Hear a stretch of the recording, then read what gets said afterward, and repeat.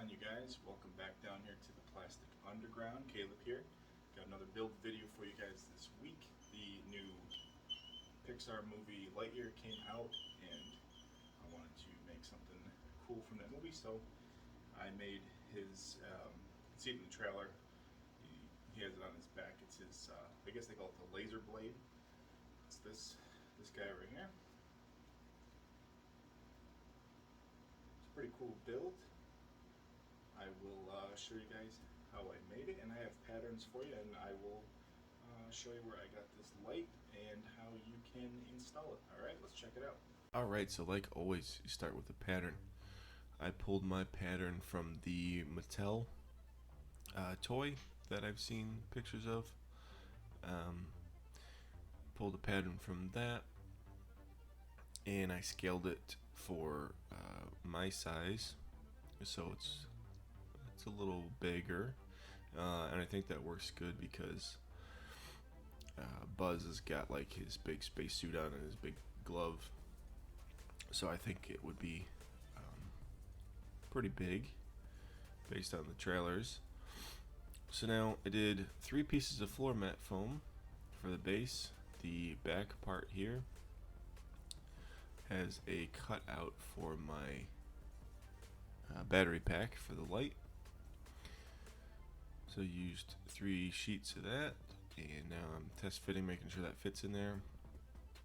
Now I can go through and cut the rest of this out. So I was working on this a couple weeks ago, like a week before the movie was coming out, and I wasn't really super happy with it. It wasn't getting to a spot where I was liking it, and then I saw that Odin Makes put a video out on his normal Wednesday video, and he made one, and then I didn't want to put one out that same week, so I did that quick little Star Wars display video. But this was on the back burner. I wanted to finish it, so it was kind of cool. I got to watch his video and see what he did and how he built his, and as always, he does a great job. And like he said in his video, the one thing is he thought his was a little small, and I didn't have that issue. I feel like I always overscale stuff anyway, so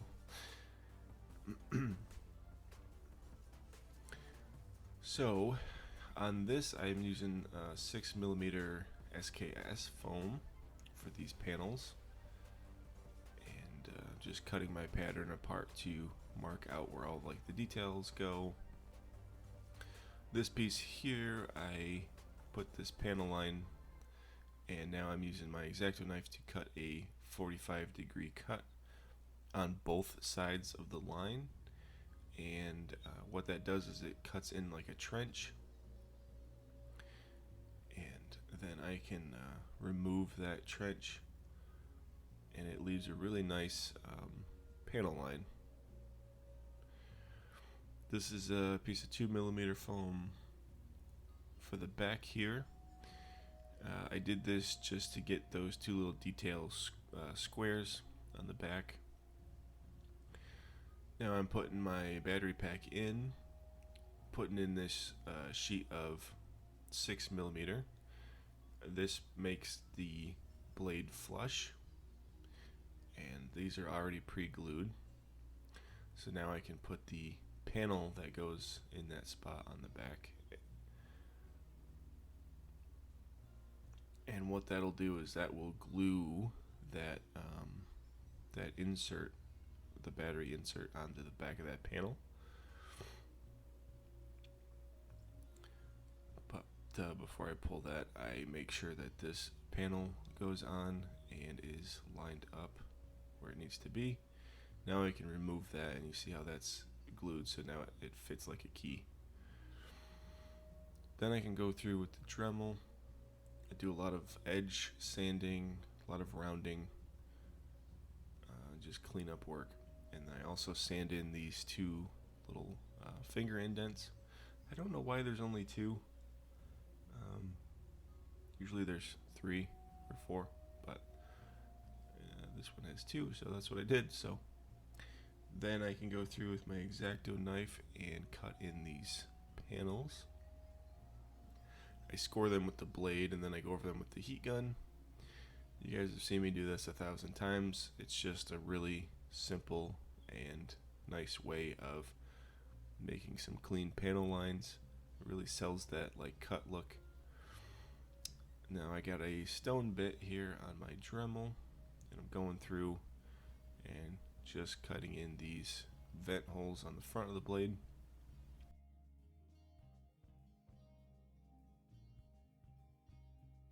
Then I can do this front panel line here.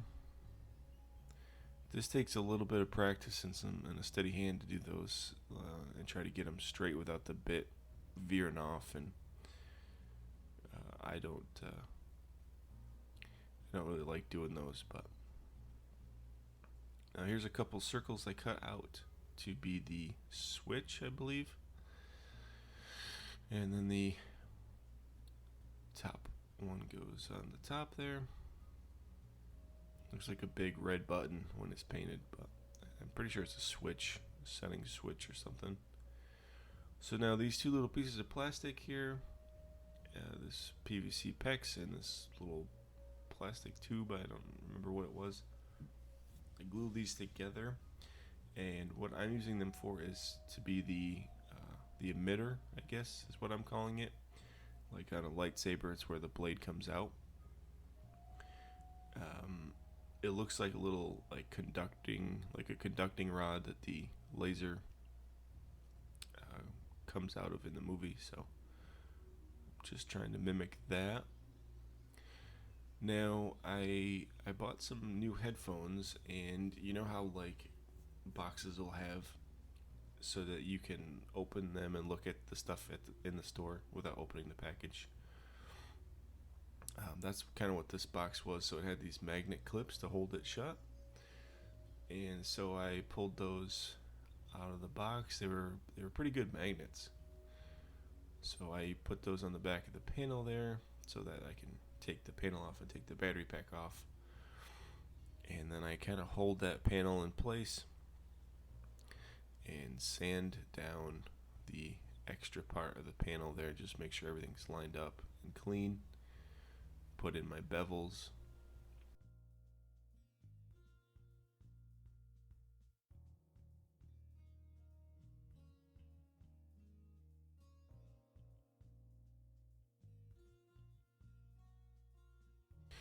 Now this rope light here I bought from Five Below for $5. Pretty good buy. It's a pretty nice light.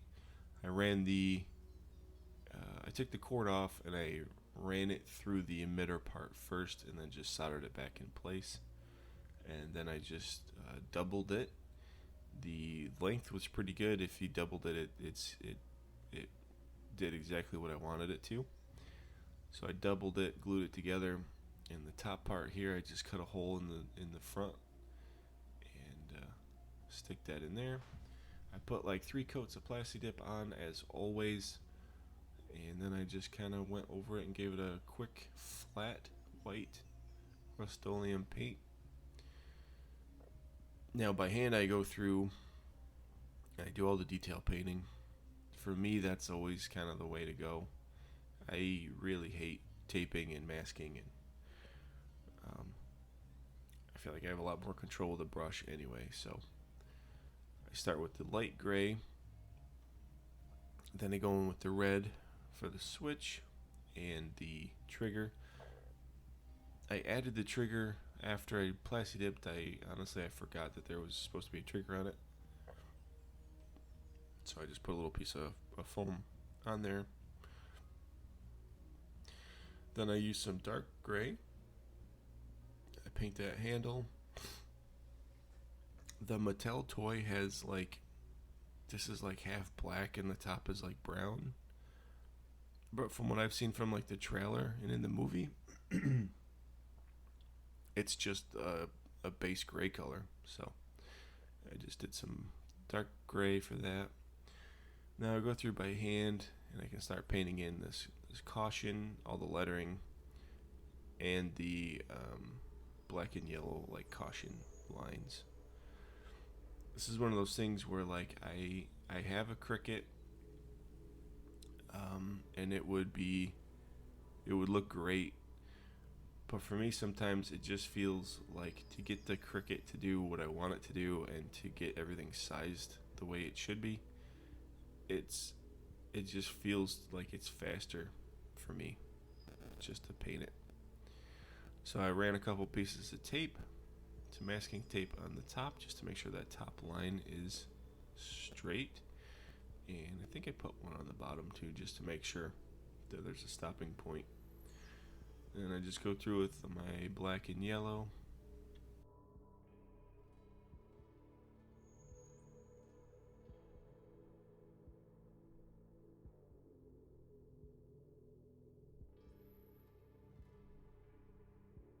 Here's this detail up on the top.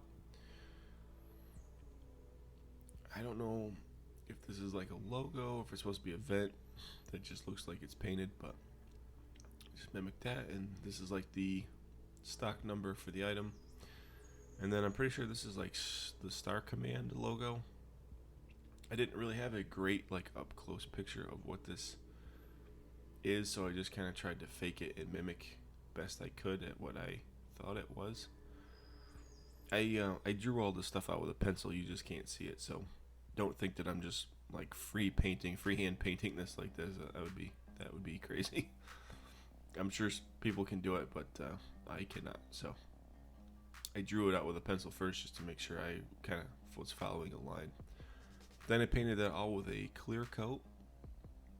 Then I can go in with a wash because this thing is in space. Space is like dirty. It's always dusty. And in the trailer, all you see is him dropping it and throwing it and using it. And it's just like, there's no way it would stay like factory clean. So what I'm doing here is I got some black acrylic and some brown acrylic mixed up with a lot of water. And I just paint this on everything. And I'm just adding in some space grime. And I go through with my rag and I just kind of dab it off. And just trying to keep it in all of like the lower areas where like all the dirt and stuff would stick. You want it to look like he cares about his equipment and he would clean it after, you know, he gets back, but without like power washing and deep cleaning it every time you're gonna get stuff in the corners. You just can't clean it out. So now I put the battery in, make sure the light works.